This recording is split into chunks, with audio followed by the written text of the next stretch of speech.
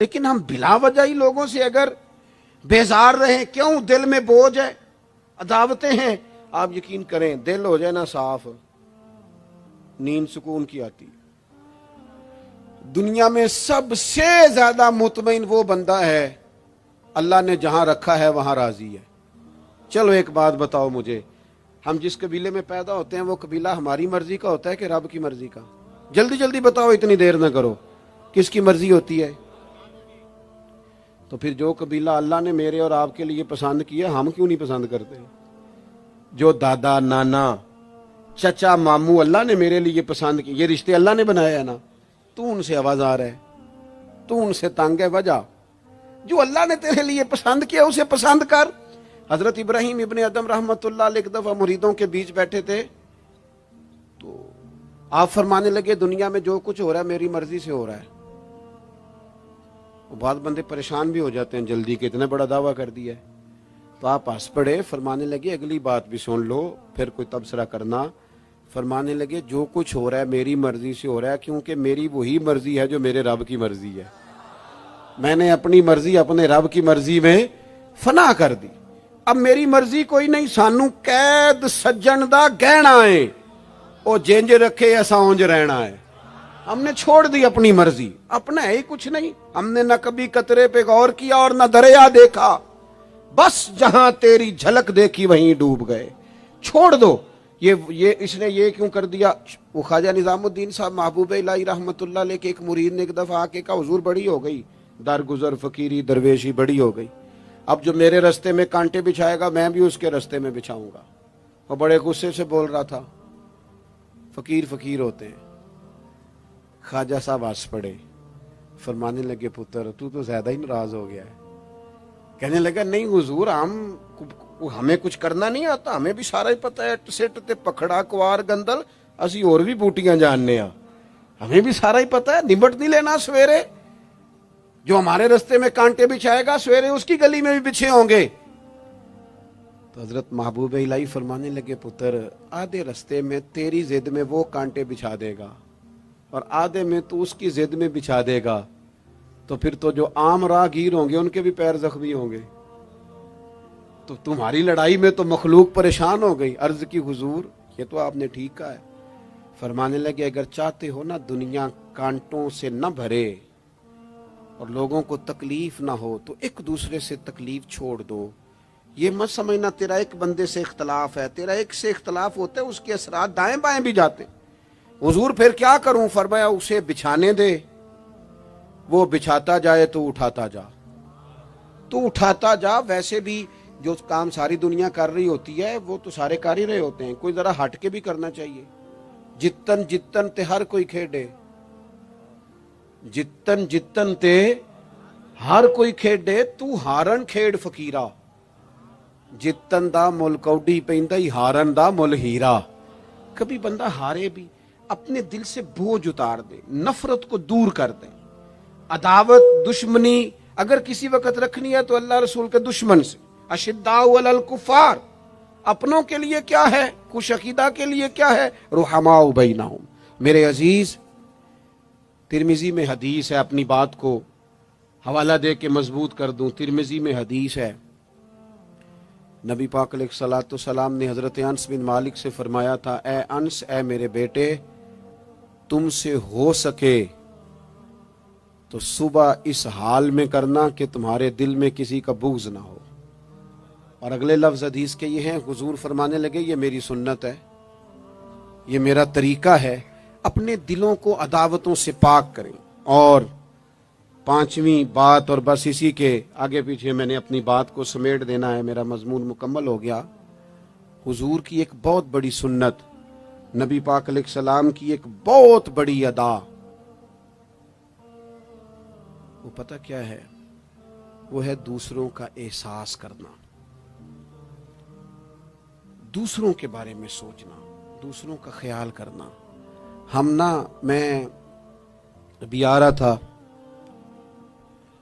تو میری گاڑی کے ساتھ کچھ دوستوں نے دوڑنا شروع کر دیا۔ میں جو ہوں مجھے اس کا پتہ ہے، میں ہمیشہ دوستوں سے کہتا رہتا ہوں آپ بزرگوں کے ہاتھ چومیں، اللہ والوں کی اچھی بات ہے، آپ کو فائدہ ہوگا۔ میرے جیسے گناہگار کے ہاتھ چوم کے آپ کو کیا ملے گا؟ کوئی نتیجہ نہیں نکلے. ہاں آپ کوئی میری بات مان لیں اور اس پر عمل شروع کر دیں تو رب کریم کی رحمت صبح قیامت ممکن ہے یہ کہہ دے یہ تیری وجہ سے اس نے شروع کیا تھا، جا تیرے گناہ بھی معاف کیے. یہ جو ذوق ہے نا، اب ایک بندہ گاڑی کے پیچھے بھاگ رہا ہے تو مجھے اتنی سخت تکلیف ہو رہی تھی، میں نے کہا یار کیا ضرورت، دیکھو نا بیچارہ گرمی کا موسم ہے، پیاس لگے گی اور پسینہ آئے گا، کیوں بھاگ رہا ہے؟ اب میری مجبوری بھی ہے، گاڑی کو تو چلنا ہے. جب تک ہم احساس پیدا نہیں نہ کرتے، میرے قبلہ عالم فرمایا کرتے تھے کہ تیری گاڑی کے آگے سے کوئی غلط کراس کر گیا اور دوڑ کے گزر گیا اور کوئی سخت جملہ بھی کہہ گیا ہے، اس پر بھی تنقید نہ کر. تو اپنے دل میں اس کا احساس پیدا کر، سوچ کے ہو سکتا ہے اسے گھر میں کوئی ایمرجنسی ہو گئی ہو. اپنی سوچوں کو مثبت کریں.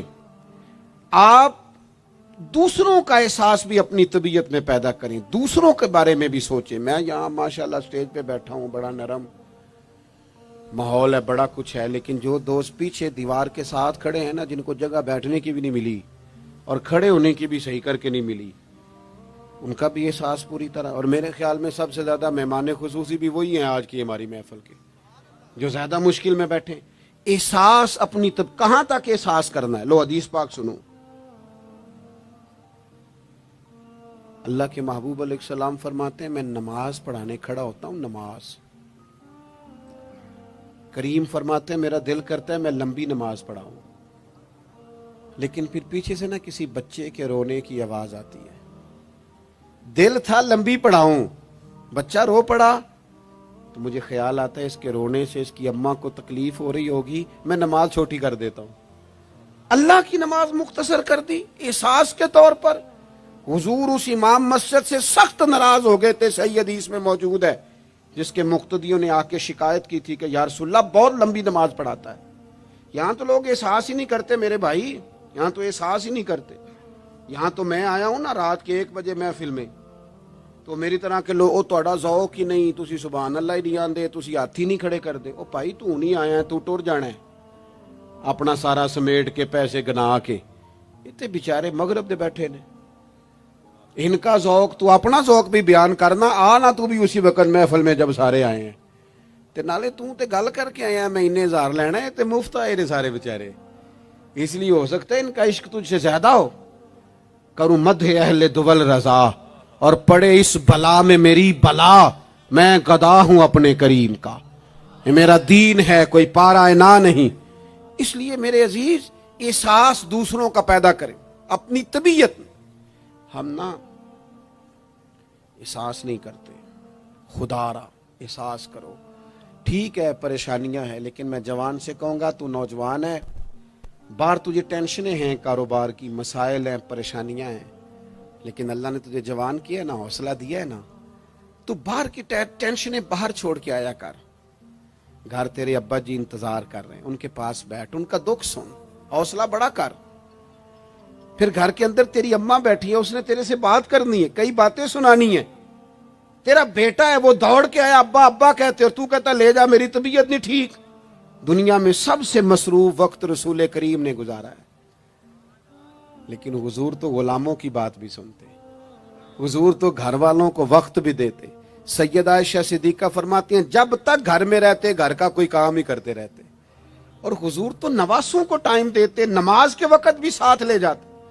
کیوں ہم اپنے آپ سے دوسروں کا احساس نکال بیٹھیں، دوسروں کے بارے میں تھوڑا احساس. آپ تھوڑے دن پہلے نا، کچھ عرصہ پہلے کچھ لوگ آگے میرے پاس کہنے لگے کہ کوئی طالب علم کوئی عالم مل جائے مدرسے میں سے آپ کے، اور ہم نے نا وہاں اپنے ہاں امامت کے لیے اور جمعہ کے لیے اس کو لے جانا ہے. میں نے کسی طالب علم سے کہا چلے جاؤ. وہ کہنے لگے تنخواہ کتنی دینی ہے؟ میں نے کہا کوئی زیادہ نہیں، جتنا آپ کے گھر کا خرچہ ہے اتنا اس کو بھی دے دیں. وہ پریشان ہو گیا جی میں تسی نہیں سارے ہو گئے، تو اتنے پیسے دے دیں جتنا ہمارا خرچہ ہے. ہم تو صاحب ہوتے ہیں، اس کو کیسے دے دیں یہ والا خرچہ؟ تو کہنے لگے نہیں جی وہ تو ٹھیک ہے تسی کوئی 10 چھڑو. اور میں نے کہا میں آپ کو وہ بتا رہا ہوں جو حضرت صدیق اکبر نے بتایا ہے.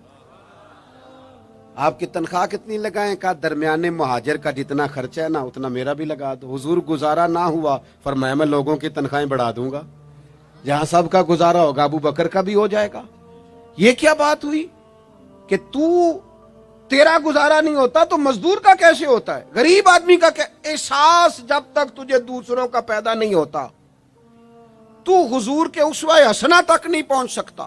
تو نے نبی پاک کا طریقہ نہیں اپنایا. یہ پتہ ہے حضور جو غاروں میں روتے تھے اور سارا دن تبلیغ کرتے تھے اور طائف تشریف لے جاتے تھے اور عکاظ کی منڈیوں میں جاتے تھے, یہ احساس تھا, یہ درد تھا جو میرے محبوب کو لے جاتا تھا. احساس تھا. حضور چاہتے تھے رب کا کوئی بندہ دوزخ میں نہ جائے.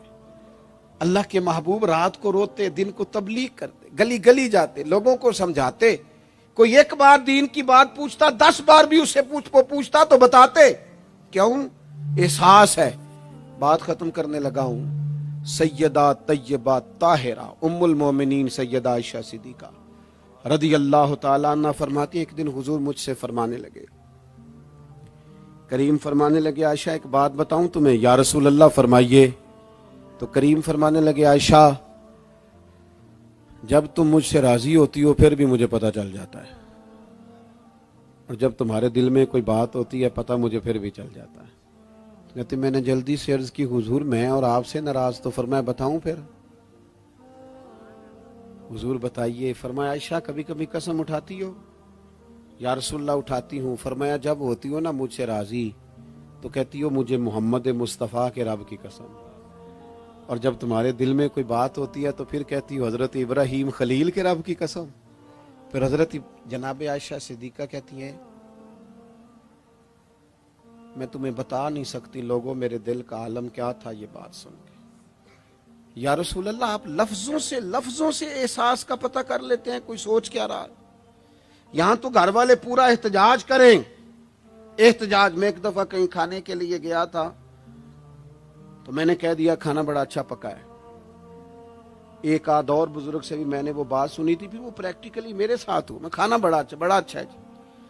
تھوڑی دیر کے بعد نا گھر کے اندر سے رونے کی آواز آنے لگی. تو مناسب تو نہیں ہوتا کسی کے گھر کے مسئلے میں ایسی بات پوچھنا, لیکن وہ جب ماحول زیادہ ہی بڑا تو میں نے میزبان سے کہا کہ خیر تو ہے, گھر میں سب ٹھیک ہے؟ تو کہنے لگے آپ کی وجہ سے رو رہے ہیں. میں نے کہا. کہنے لگے آپ نے بڑی تعریف کی ہے نا, کھانا بڑا اچھا پکا ہے. تو میری بیوی ہے تو عزیزوں میں سے, پر وہ گھر غریب ہے. اس نے کہا 14-15 سال ہو گئے اس گھر میں کھانا پکاتے, آج تک نہیں کسی نے کہا اچھا پکا ہے. میں غریب کی بیٹی ہوں, آج وہ تعریف سنی ہے تو دل کسی اور طرف ہی چلا گیا ہے.